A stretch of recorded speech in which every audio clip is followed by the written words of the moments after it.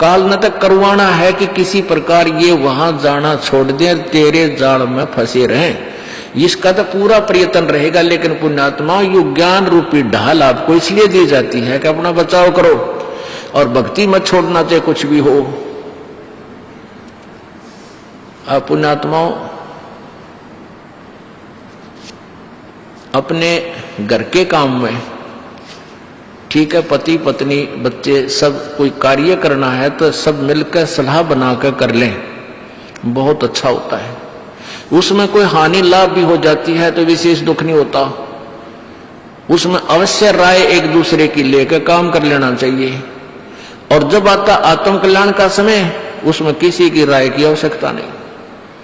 मान लीजिए आपने नाम लेना है और आपका पति नाट्य है तो नाट्य जाएगा। ये अपने जीवन का सौदा तुमने खुद सोचना होगा, इसमें किसी की राय की आवश्यकता नहीं। आपने नाम लेना, आपकी पत्नी मना करती है तो करण दे, इसमें किसी की सलाह लेने की जरूरत नहीं है, चाहे कोई राजी रहे चाहे नाराज रहे। यदि मीराबाई उस समय ये सोचती कि तेरी माँ क्या कहेगी, तेरे पिता क्या कहेगा, ये समाज क्या कहेगा, तो मंदिरों में जाती है। क्योंकि उस समय ठाकुर समाज अपनी बहन बेटियों को घर से नहीं निकलने देते थे, पर्दों में रखते थे। लेकिन मीराबाई बालक नहीं रही थी, समझदार थी। वह उसको पता था कि आज तो मैं लोक लाज कर मैं आकर भक्ति नहीं करूंगी और फिर कुतिया बनकर बाजार में हांडूंगी, कोई मेरी इज्जत का रक्षक नहीं मिलेगा। तो ये ज्ञान से ही ऐसी दृढ़ता आती है। संघर्ष किया और सफल हुई, क्योंकि मालिक के नाम पर जो संघर्ष करते हैं सच्चे दिल से, हृदय से, उनकी परमात्मा मदद किया करता है। ये पिछले इतिहास देख लो, क्या बताते हैं। मात पिता सुत स्त्री आलस बंधु कान, संत दर्श को जब चले ये अटकावे आने। मात पिता सुत पुत्र को कहते हैं। स्त्री जैसे कोई बालक है 15, 16, 10 वर्ष के, वो माता पिता के अधीन होते हैं। और बच्चे का समझ में आ गई और माता पिता मना करते हैं तो उनके अधीन है वो। और बच्चे जवान हो गए, बूढ़ा बूढ़ी अगर समझ मांगी, फिर वो बालक बाधा करेंगे, वो रोकते टोकते हैं। तीसरा दिन चल पड़ते हो, किराया कितने डावा फलाना है, यानी कुछ ना कुछ बाधा कर सकते हैं। किसी का पति बाधा कर सकता है, किसी की पत्नी बाधा कर सकती है। जब भक्ति की तरफ अग्रसर होता है या सत्संग में आने की तैयारी करता है। या फिर आलस बंधु कान, आलस माने आप ढीले गोडे छोड़ दे, फिर देखांगे इबका नहीं जाता, सर्दी घनी है, गर्मी घनी है। और या बंधु कान, लोक लाज, इनके कारण ये है भक्ति में बाधक। अब क्या बताते हैं परमात्मा। मात पिता सुत स्त्री आलस बंधु कान, संत दर्श को जब चले ये अटकावे आण। इनका अटकाया अटके नहीं और संत दर्श को जाए, कह कबीर सो संत है आवागमन नसावे। इनका अटकाया अटके नहीं और संत दर्श को जाए, यानी सत्संग में अवश्य जावे, कह कबीर सो संत है आवागमन नसाए, उसका कल्याण होगा। आज मीराबाई जी का कितनी श्रद्धा और आदर के साथ नाम लिया जाता है।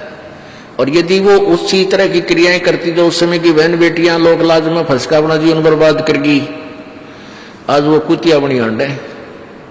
परमात्मा कहते हैं नकबे सर नकबे बनी वह पैर थी हार हमेल, और सुंदरी से वह कुतिया बनी सुन साहिब के खेल। बीबी पड़दा रहे थी डोडी लगे थी बार, अब गात उगाड़े फिरती है वो बन कुतिया बाजार। वो पर्दे की सुंदरी सुनो संदेशा मोर, इब गात उगाड़े फिरती है वो करें सराय शोर। अब जो डोडी पर्दे जिनका लग गया करते, पर्दे में रहा करती थी, जो अपने आप को उच्च घरों की बेटियां बहू कहा करती थी, उनका सत्संग की छीट लगी नहीं, करते बाहर निकली नहीं, पूरा जन्म की पुण्यात्मा थी, उनको कोई रानी बन गई, कोई महारानी बन गई।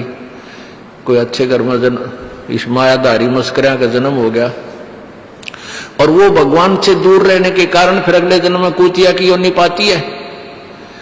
तब तो पर्दों में रहती थी, उंगली भी ना दिखने देती, किसी बाहर कहीं हमारी बेइज्जती ना हो जाए, मेरी पत्नी जो है सत्संग में चलेगी तो इज्जत का नाश हो जाएगा, और वह इज्जत फिर गाड़ी अंडा है कुतिया बन कर। कहते नकबे सर नकबा बनी पैर थी हार हमेल, 1-1 लाख के गहने पहरा करती, आज वो सुंदरी से कुतिया बनी, देख साहिब के खेल। तो पुण्यात्मा ये इन बातों से डर लगना चाहिए। इन बातों से डर लगने लगेगा, मालिक में रुचि बनेगी और भजन करने को दिल करेगा। और ये लोग दिखावा जो ड्रामा है, नाचा कूदी, ये बकवाद मन में आवे को नहीं, ये कहने की आवश्यकता नहीं पड़ा। दास ने कैसा मत करियो, हाँ कहना तो पड़ता है एक बार बालक को, कुछ दिनों के बाद फिर आपकी रुचि ना बढ़े। इतना तो इस दास को विश्वास हो गया है कि परमात्मा के बच्चे भगवान को पहचानने लग गए, क्योंकि अब शिक्षित समाज है। आपको नाम दिया जाता है, नाम देने से पहले सब नियमों से परिचित कराया जाता है। और हमने ये पुस्तक बनाई है भक्ति सौदागर को संदेश, इसके प्रथम अध्याय में ही हमने नियमों का पूरा विस्तार से विवरण दिया है कि कोई भी पुण्यात्मा इस आश्रम की तरफ आएगा तो पहले तैयार होकर आवे। पहले क्या होता था कि भक्तजन समझाते थे नाम ले लो तुम्हारा कल्याण हो जाएगा, बड़े सुख होते हैं, यहां आ जाते थे उपदेश लेने, और यहां आकर के आप उनको लिस्ट दिखाते थे ये नियम निभाने हैं, तो भाग जाते थे कि हमारा भी ये नियम नहीं नंबर, क्योंकि वो उल्टे रंग में रंगे हुए वो सारे। तो अब उनको पहले ये लिख कर दे दिए कि तुम तैयार होकर आ जाना, तुम्हारा मन मान्य आना, क्योंकि कल्याण होगा इस मर्यादा में रहने से।